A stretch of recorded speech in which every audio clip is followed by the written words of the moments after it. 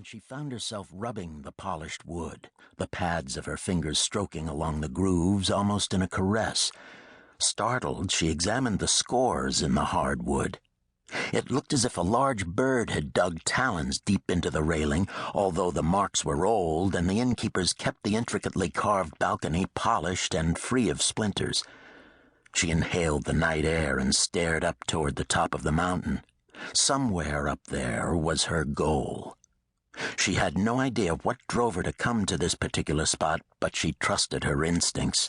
She needed to climb to the top and find whatever it was that wouldn't let go of her. Thick mist hid the mountaintop, enveloping the peak in an impenetrable cloud.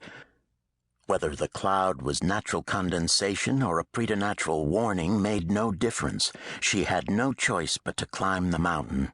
The compulsion driving her was far too strong to ignore.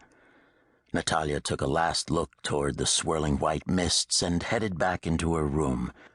There was no point in putting it off. She'd spent the last week mingling with the people in the village, establishing friendships with a few of the women and getting a feel for the area. She found she needed human companionship, although her life was very solitary. She enjoyed the time spent with the local women and had gleaned quite a bit of information from them, but she was always saddened that her friendships could never go beyond the surface. It made for a lonely life, and she yearned to belong somewhere. To let someone like the innkeeper, Slavica Ostoyi, know who and what she was, just so Natalya could have the luxury of being honest with someone she truly liked. The hall and stairs were narrow, leading to the sitting room below. The room opened into the dining hall on one end and a bar on the other. Many of the locals drank beer in the evening and visited together after a hard day's work. She waved to 2 or 3 people she recognized, her gaze automatically scanning the rooms, noting exits, windows, and, above all, new faces. Several men sitting at the bar glanced at her. She catalogued the lined faces, the friendly smiles and assessing glances, filed them away just in case she met up with them again. One pair of eyes flicked over her face, giving her pause. The perusal was quick, but it was thorough.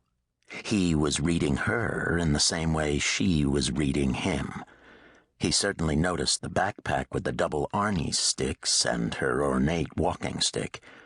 Natalya turned away with a quick smile for the owner of the inn, grateful she could make her exit gracefully. If there was a sentry watching, she didn't want him to know her plans. Slavica. She took the innkeeper's hands in hers. Thank you so much for the wonderful meal.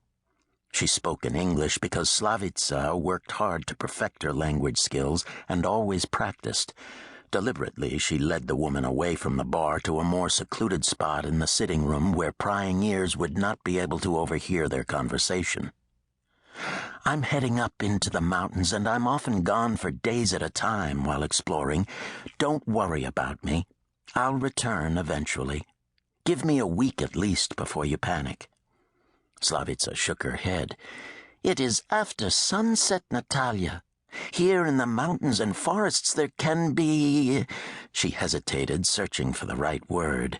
Unrest. It's better if you explore during the day when the sun is bright and there are people around you. She looked up and met her husband's eyes across the room and smiled. Natalya instantly felt a pang of envy. She loved to watch the innkeeper with their husband Mirko and their daughter Angelina together. Their love for one another was always so obvious in the small little glances they exchanged and their many touches as they brushed by one another when they worked. I've gone out every evening and you've never objected, Natalya reminded her. And nearly all of those times were after sunset. Slavica gave her a faint smile. I feel the difference tonight. I know you will think I'm superstitious, but something is not right this evening, and it is better you stay here with us. She patted Natalya's arm. There is much to do here. Mirko will play chess with you. He is quite good, or I will teach you more about the local herbs and how to use them to heal. Slavica was a trained nurse and renowned for her healing skills throughout the district and for her knowledge of the local healing herbs and how to use them.